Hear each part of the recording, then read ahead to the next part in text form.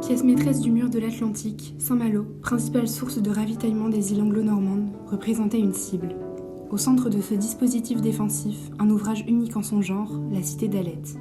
Près de 550 blocos ont été construits dans cette forteresse, ce qui en fait l'une des plus grosses concentrations d'ouvrages du mur de l'Atlantique. Entre le débarquement allié du 6 juin et la libération de Saint-Malo, les attaques se succèdent. Le haut commandement allemand a donné l'ordre de se battre jusqu'au dernier homme et jusqu'à la dernière pierre. En août 1944, les résistants des forces françaises de l'intérieur du pays malouin ont été regroupés pour constituer une compagnie aux ordres des capitaines Angers et Mustet de Saint-Servant. Cette compagnie a été formée de groupes de Saint-Malo, Saint-Servant, Paramé, Saint-Méloire, Châteauneuf, avec le renfort de la compagnie de Dole, et des groupes de Mignac-Morvan, Plerguet et Janzé. Encadrés et placés sous les ordres des troupes américaines, ils ont participé au combat et à la libération de la forteresse de Saint-Malo, en particulier au combat de Cancale et à la prise du fort de la Varde. Notons encore que plusieurs de ces résistants ont participé au combat pour la libération de la poche de l'Orient. Vite, vite, vite, vite, les Américains. Les Américains arrivent, les Américains arrivent. Les garçons, restez là, vous êtes le guet, on va chercher Clotilde.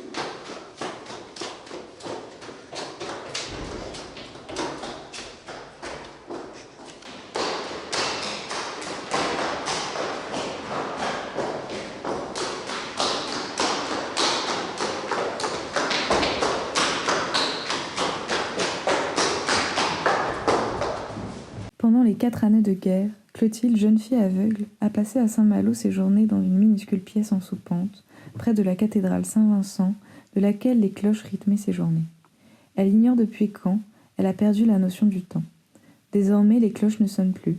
Clotilde est dans le grenier, et soudain, sa sœur Juliette arrive lui annoncer la nouvelle.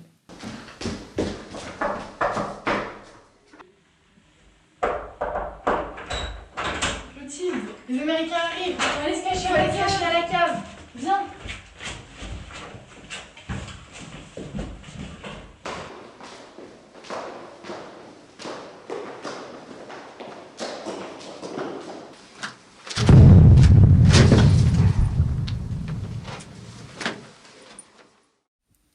Juliette sait que le colonel Von Hollock est encore là et est capable du pire. Elle décide de se cacher à la cave avec Clotilde et ses amis. Les Alliés traquent les derniers nazis en bombardant Saint-Malo. Il faut survivre encore jusqu'à l'arrivée des soldats américains. Les caves les plus profondes sont celles des hôtels d'armateurs bordant les remparts sud. On y accède par une trentaine de marches.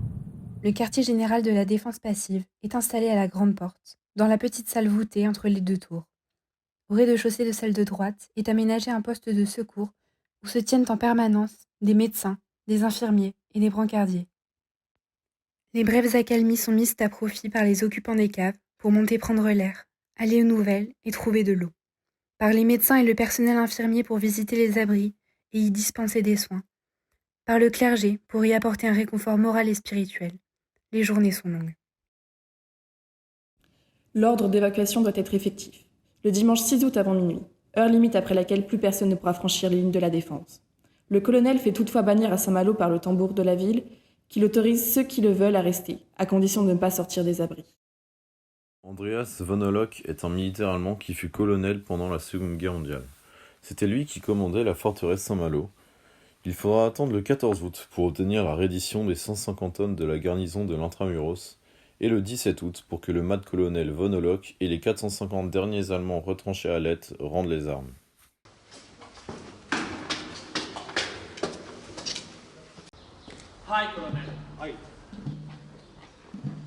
Ça y est, la ville de Saint-Malo est libérée. Le colonel Von Hollock et ses hommes viennent de se rendre aux Américains. Ils s'étaient retranchés dans la cité d'Alette depuis plusieurs jours et sont désormais prisonniers de guerre.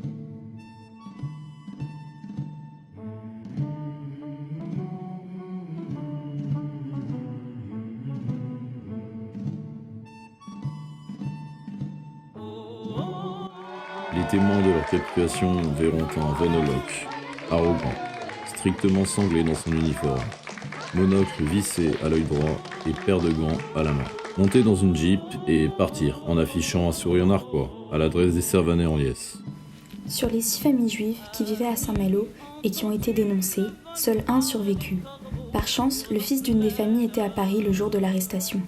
À son retour, il découvre Saint-Malo ravagé par les bombardements.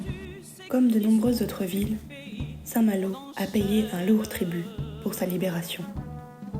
Les photos impressionnantes, prises au lendemain de la libération, témoignent de l'ampleur du désastre. Le patrimoine architectural de la ville est durement atteint. 80% est détruit, soit environ 2000 logements anéantis.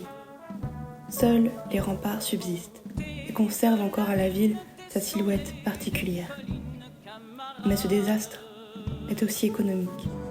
Toute l'infrastructure portuaire a été ravagée en août 1944.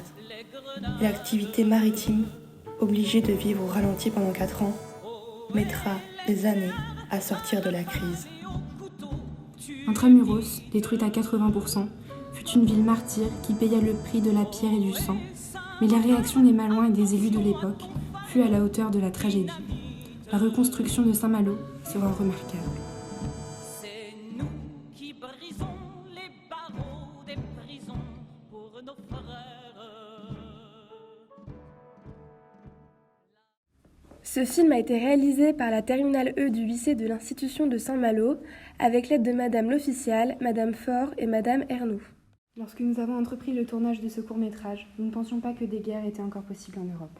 Depuis peu, des batailles ont commencé sur le sol ukrainien et des milliers de civils font l'objet de dommages collatéraux.